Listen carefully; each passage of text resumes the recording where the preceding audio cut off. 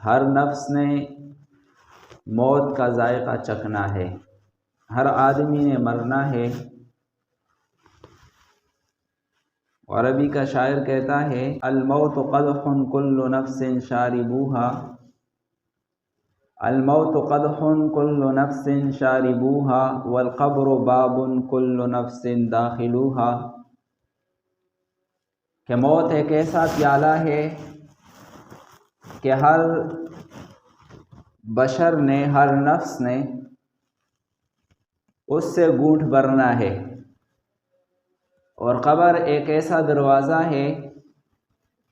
کہ ہر آدمی نے اس میں داخل ہونا ہے، اس میں سے گزرنا ہے۔ تو موت ایک اٹل فیصلہ ہے۔ اس دنیا میں کوئی آدمی بھی ہمیشہ رہنے کے لیے نہیں آیا۔ اگر اس دنیا میں کسی نے ہمیشہ رہنا ہوتا، لو کانت الدہر تدوم بأہلہا لکان رسول اللہ حیا باقیا، اگر اس دنیا میں کسی نے زندہ رہنا ہوتا تو میرے اور آپ کے محبوب صلی اللہ علیہ وسلم، پیارے نبی کریم صلی اللہ علیہ وسلم اس دنیا میں ہمیشہ رہتے۔ جب نبی کریم صلی اللہ علیہ وسلم اس دنیا سے چل بسے ہیں تو مجھے اور آپ کو یقین کر لینا چاہیے کہ اس دنیا میں کسی نے بھی ہمیشہ نہیں رہنا، ہر نفس نے یہاں سے جانا ہے اور ختم ہو جانا ہے۔ کن فی الدنیا کأنک غریب، نبی کریم صلی اللہ علیہ وسلم ارشاد فرماتے ہیں کہ دنیا میں ایسا رہو جیسا کہ تم مسافر ہو، اجنبی ہو، کسی جگہ ضرورت کے لیے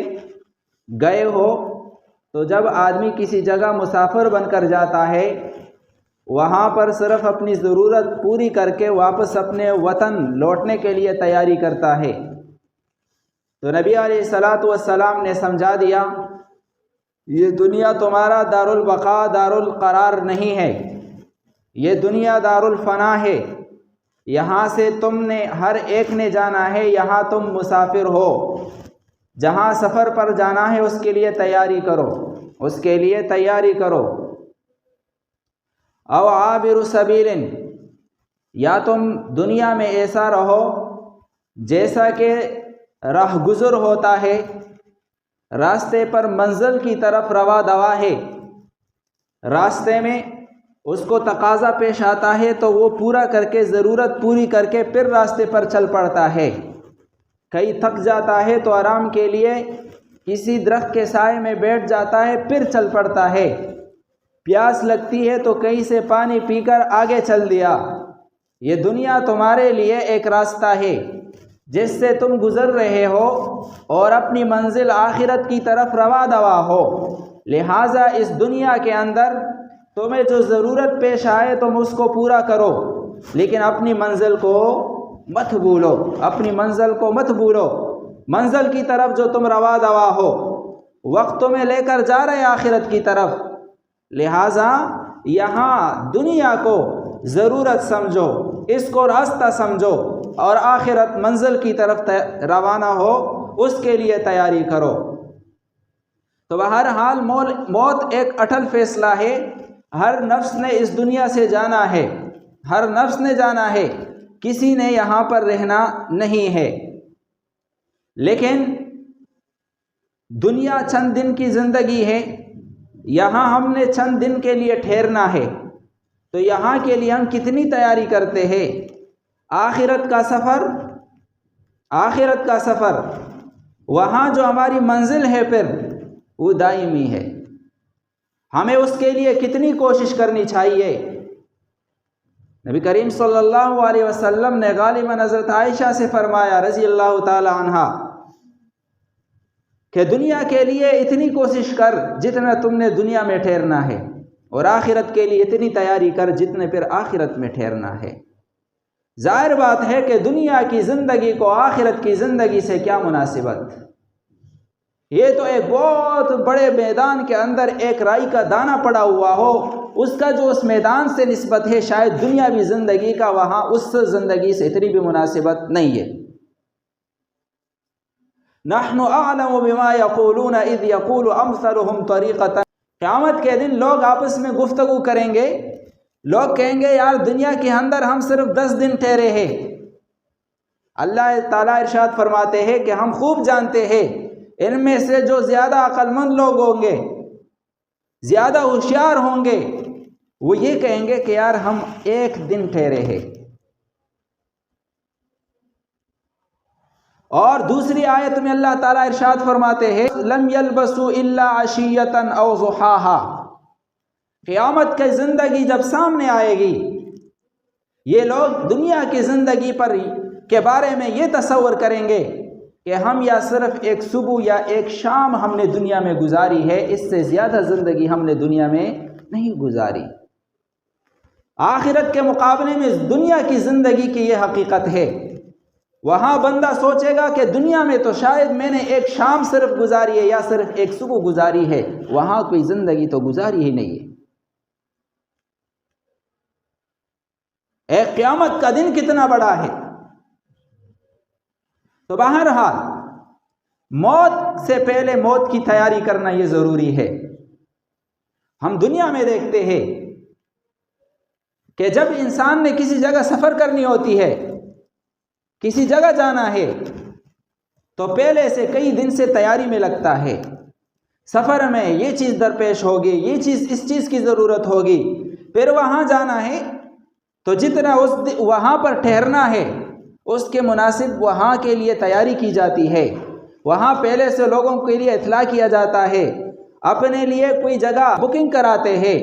کسی جگہ اپنے لیے رہائش کا بھی وہاں انتظام کرتے ہیں، سب کچھ کا آرام اور راحت، سکون، نیند وغیرہ سب کچھ کا وہاں جہاں جانا ہے اس نے وہاں انتظام کرتا ہے کہ اتنے دن وہاں میں رہوں گا، کدھر رہوں گا، کھانا کدھر کھاؤں گا، یہ سارا پورا کر لیتا ہے۔ جبکہ وہاں سفر کتنا ہو رہا ہے؟ چند دن کے لیے ہو رہا ہے، اتنی تیاری ہو رہی ہے۔ اور یہاں پر ہم سوچیں آخرت کا جو ہمارا سفر ہے،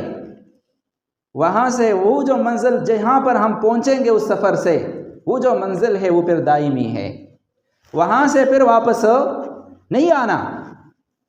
تو علماء نے جو کہا ہے کہ موتو قبل ان تموتو، کہ لوگوں مرنے سے پہلے مر جاؤ، مرنے سے پہلے مر جاؤ۔ اس کی ایک تفسیر، اس مقولے کا ایک مفہوم علماء نے یہ بیان کیا ہے کہ موت سے پہلے موت کی تیاری کر لو،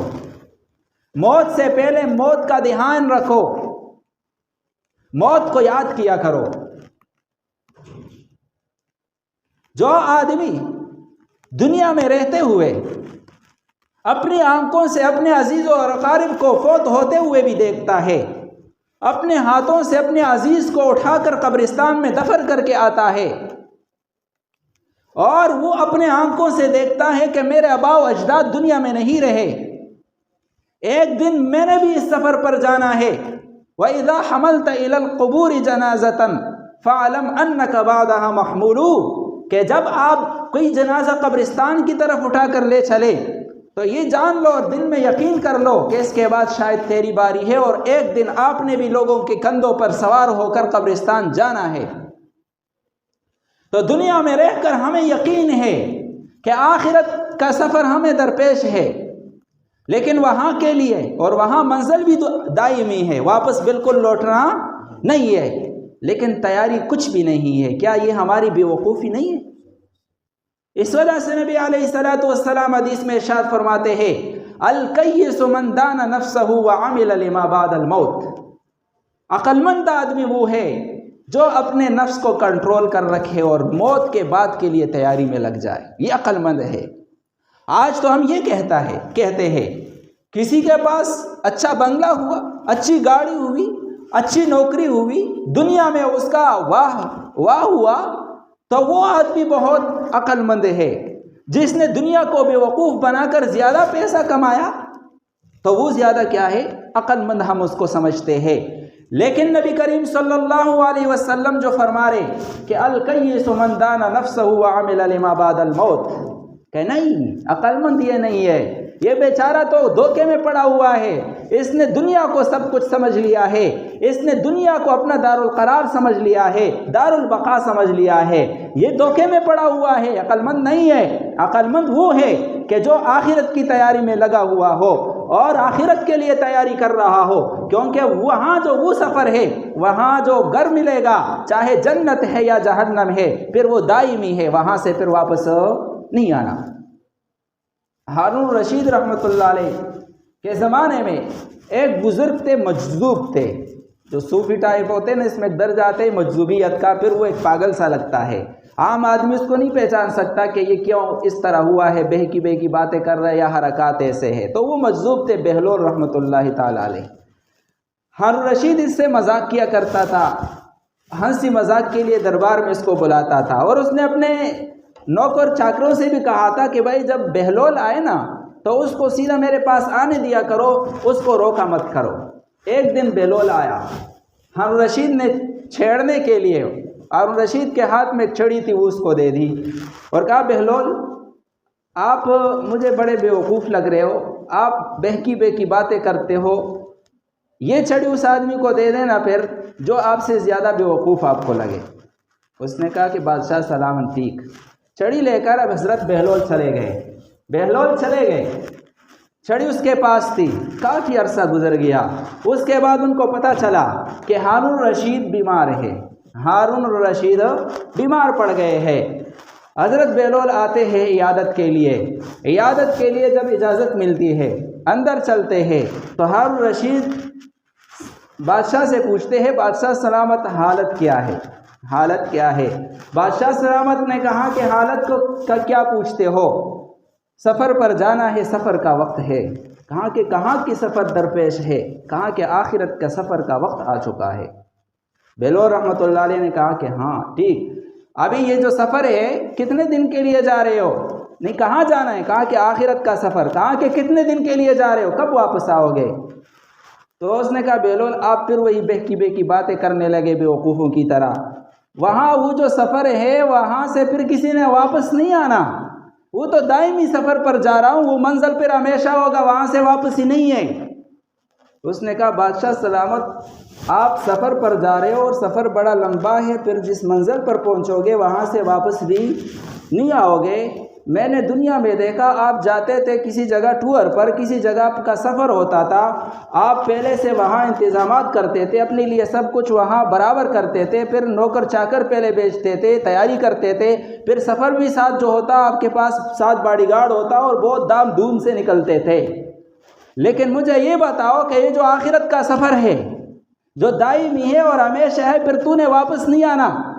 وہاں تو نے کس گھر کے لیے تیاری کیا ہے اور پہلے آپ نے کیا بھیجا ہے اور آپ کے ساتھ ابھی کیا جا رہا ہے؟ ہارون رشید کو سمجھ آ گیا، تو ہارون رشید نے کہا کہ پہلے تو کوئی تیاری نہیں کی، خالی ہاتھ جا رہا ہوں۔ تو حضرت بہلول نے وہ چھڑی اٹھائی اور اس کے ہاتھ میں دے دی کہ مجھے اپنے سے زیادہ بیوقوف تو ہی نظر آیا ہے، کہ دنیا میں تو بادشاہ تھا، دنیا کے لیے تو تیری تیاری تھی، صبح و شام کسی چھوٹے سے سفر پر بھی آپ جاتے تھے تو اس کے لیے کیا کچھ تیاریاں ہوتی تھی، اور جب کہ تجھے پتہ بھی تھا